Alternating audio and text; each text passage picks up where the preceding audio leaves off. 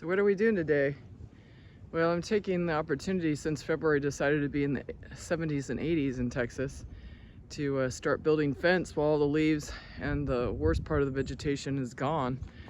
So behind me you can see what the dozer did, and I've been bringing in fencing supplies.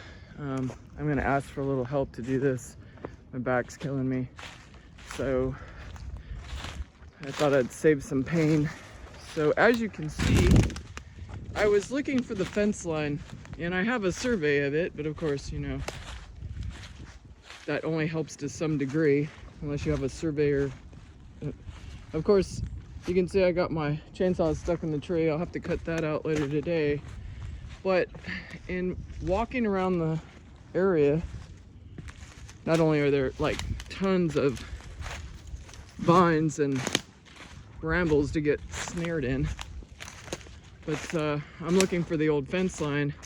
So most of the old farmers, they would leave some of the fence so you could see it, so you knew where the property lines were at. And because my property is laced with creeks, it definitely has kind of a zigzag pattern. So as you can see right here in this ginormous tree, it's a boat arc tree actually, they wound the wire, and you can see it's old because it's grown into the tree.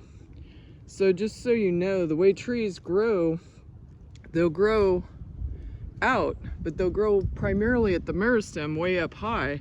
So when this was placed in here, it only slightly grew up, because this part of the tree will expand but not necessarily go up. The up happens up there. So anyway, this is obviously an old fence line, and they left the wire.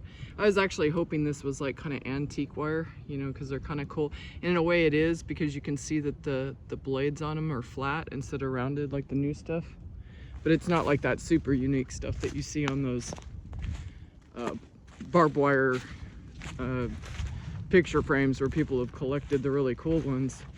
And then I came over here, and luckily, because this is the point of this triangle, this shaggy bark hickory, it actually also had the same barbed wire about at the same height. And usually you can tell there was a fence or barbed wire in a tree, because you'll see these scars where someone just either ran it up against it or actually went all the way around the tree. But it looks like the tree just grew into this, more or less. So it's like a treasure hunt. It's kind of fun in a way, if you can manage not to get stuck by all the thorns, which is near impossible. But anyway, this is the new fence construction site.